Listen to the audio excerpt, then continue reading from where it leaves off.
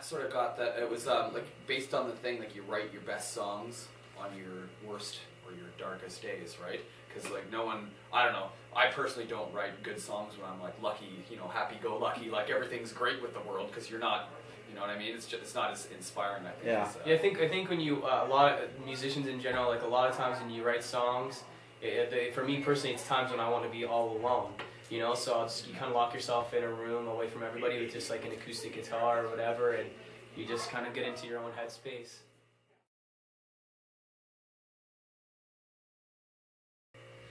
Back in the day, well, me and Matt and Doug grew up together in the same small town called Norwood, Ontario.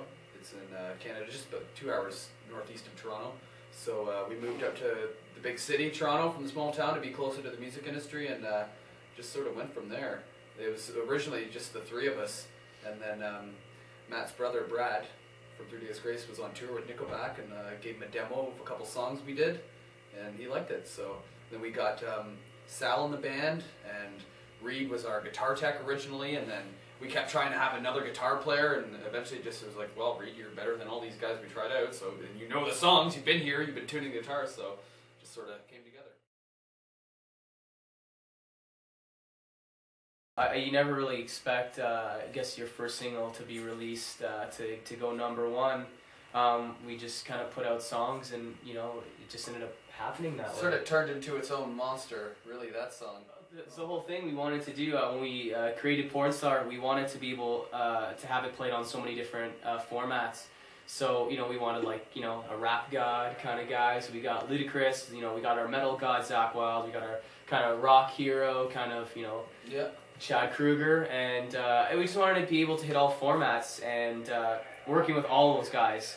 It's amazing how humble they all are, and I think you can't get to the top unless you're that humble. So. It's funny you say how like Zakk Wylde would rip your head off. He was so nice, man. He was the nicest dude ever. Same with Ludacris.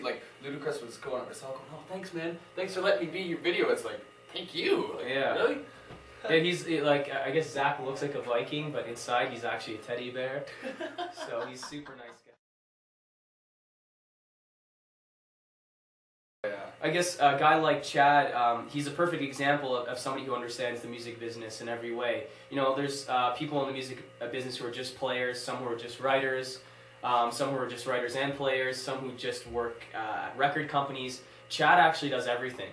You can learn so much from a guy like that, especially as a new band. You have this guy, Chad Kroeger, who is a great performer, great songwriter. Actually, people don't know he's a great guitar player and wicked drummer, too. People don't know that.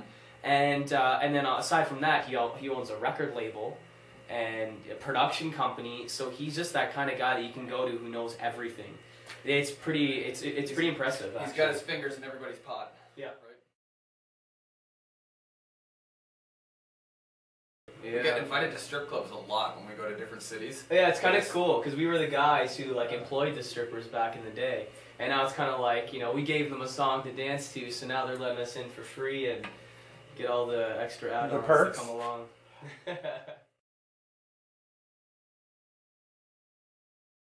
I don't like. A lot of fans don't know it's a Duran Duran song. I mean, which is cool. But more importantly, I think the fans who know the song, they seem to really like it, which is cool because I find a lot of times you can bastardize a great hit. And that was the one thing we didn't want to do with that song. Well, the guitar licks are awesome. Yeah, it's pretty cool. It's just a great tune. It's a good way to get the younger audience too to kind of know, like, oh, what is that song? And then they'll go look it up. Come on down. Oh, this band called Duran Duran. So get the younger kids into older music as well.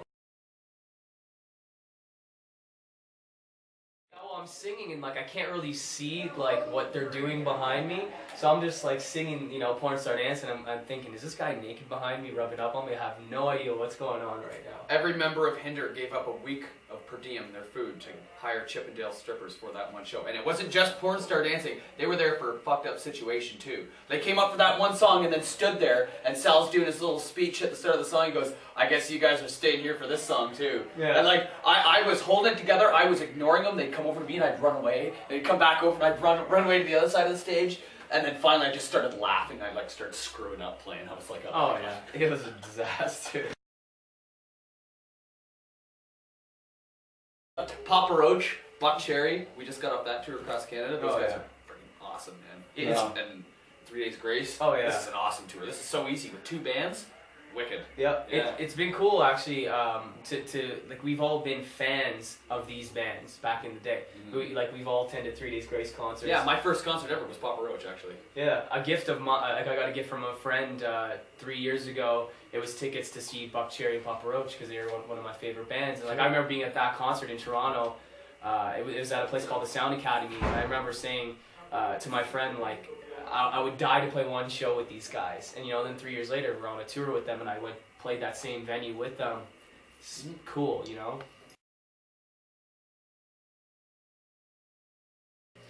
Oh man. So we're driving down the road in literally like nowhere, Idaho. Donnelly. Donnelly, that's where it was. Donnelly County, Idaho. And there was it was literally like black ice. Like when I crawled out of the bus, I went on the road and it was just black ice with a light dusting of snow. We couldn't have had worse So did the bus conditions, flip? right?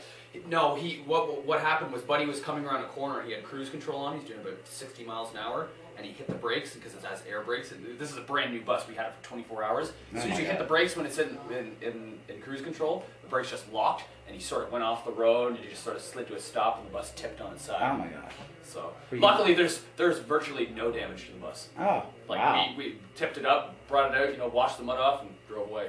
You were able to tip it back up? Yeah, we had two tow truck drivers. They got on either end, and Our merch guy got like a bruised liver. Yeah. Our hospitality girl got I think bruised kidneys. Dougie hurt his foot a little bit, but he's fine now. So Yeah, it was more scary just waking up in the middle of the night, people falling out of their bunks and stuff. And Matt rolled into mine. Our guitar tech kind of jumped out of his and landed on my back. And Joey, our tour manager, kind of crawled out of his bunk. And the first thing he was worried about was the fact that Dougie was ejected out of his bunk completely naked. And Joe was like, ew, look at him, he's naked. That was the first thing that came out of Joe's mouth. Not, are you guys okay? He was like, ew, look, Dougie's naked. And then the second thing he said was, make sure my printer doesn't tip over and fall out the window.